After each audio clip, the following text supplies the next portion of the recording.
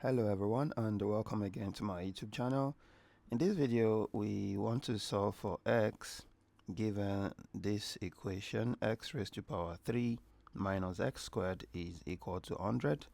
To solve this problem, x raised to power 3 minus x squared is equal to 100. I'm going to factorize the left hand side, factor out x squared, and then I'm left with x minus 1 in the bracket equal to 100. What I'm going to do is to try and break down 100 into its factors. We can see 100 can be broken down into 1 times 100, or let me do it on the right hand side. 100 can be 1 times 100. It can also be 2 times 50, can also be 4 times 25. It can also be 5 times 20. It can also be 10 times 10. So 1 times 100 or 100 times 1, 2 times 50 or 50 times 2, 4 times 25 or 25 times 4, and so on like that. Now if we look at what we have on the left hand side, we can see x squared. This signifies a perfect square, and we have to look for those factors of 100 where at least one of the factors is a perfect square. And if we look through, checking for the first one, we can see 100 here as a perfect square. If we look through the second, no, we don't have such. If we look through the third, in fact, we have two perfect squares, which is 4 and 25. If we continue to look further, none of the others match our criteria.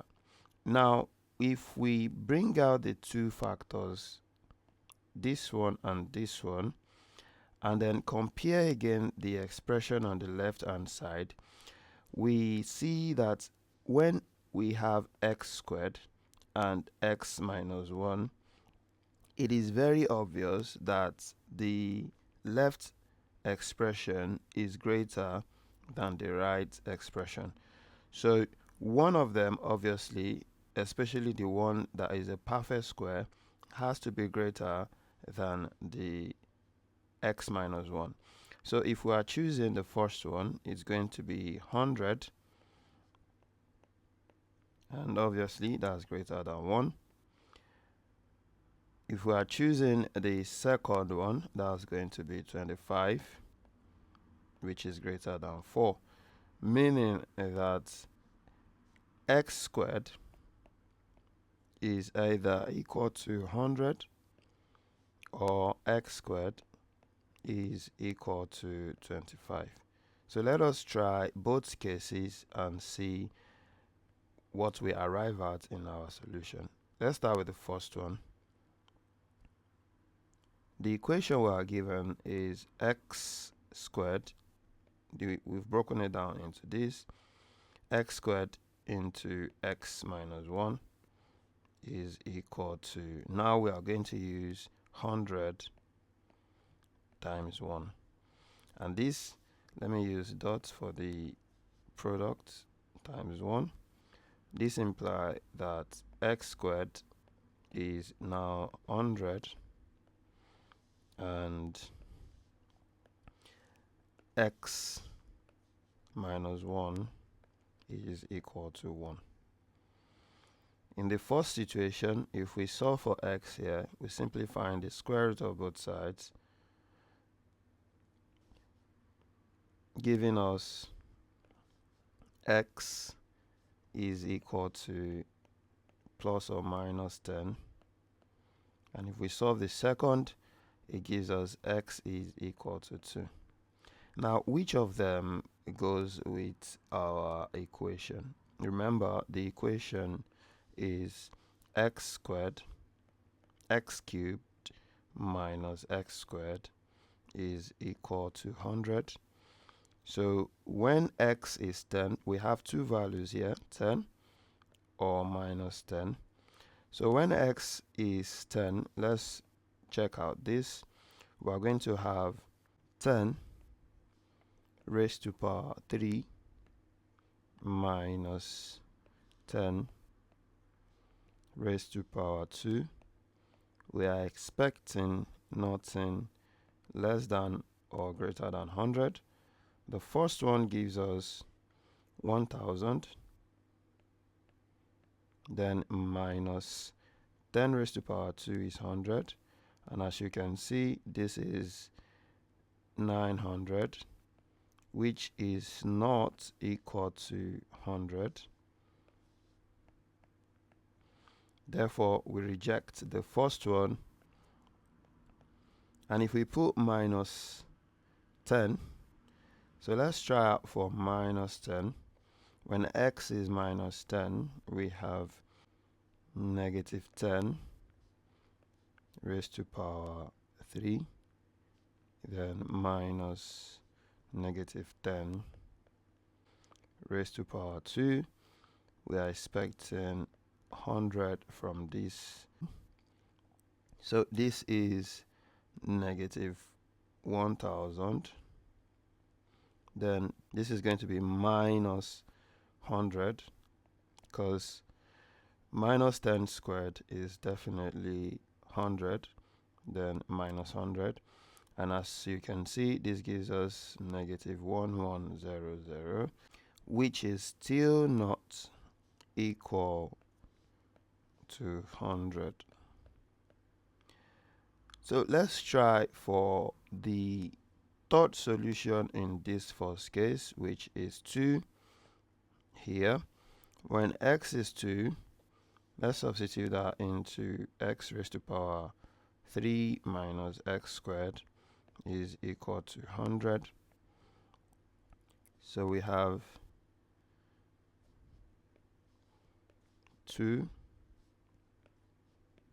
raised to power 3 minus 2 raised to power 2. Of course, this can never give us 100, because this is 8 minus 4, which is not equal to 100, because this is just 4. So none of the solution from the first case gives us the desired solution. So we move on to the second case, which is our guy right here. So 4 and 25, and remember we are using 25 for x squared. So we have x squared is 25, and we have x minus 1 is equal to 4, because 25 times 4 is 100, if you remember that. So x squared, x is equal to the square root of 25, which will give us plus or minus 5. And for this one, x is simply 5.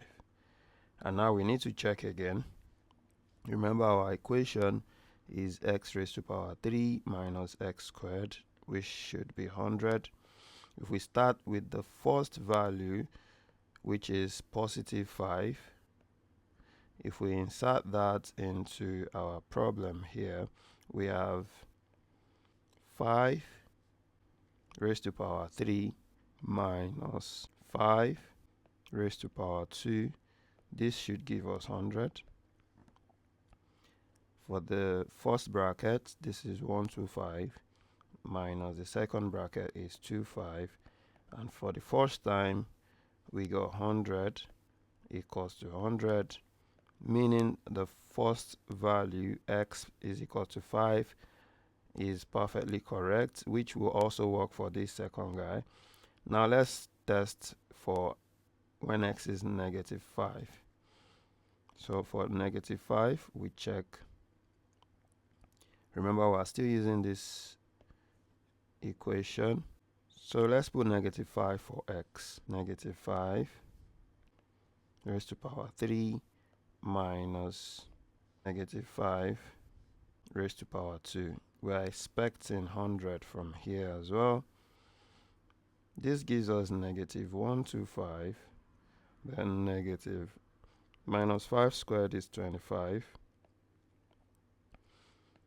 I strongly believe that this is negative 150, which is not equal to 100. So our only solution is definitely where our left and right hand side is balanced, and that only happened when x is positive 5. Therefore, the solution to this problem, x raised to power 3 minus x raised to power 2 equals to 100, is x equal to 5. Thank you so much for watching. If you have enjoyed this video, remember to hit that like button, subscribe to my channel, and I will see you in my next video.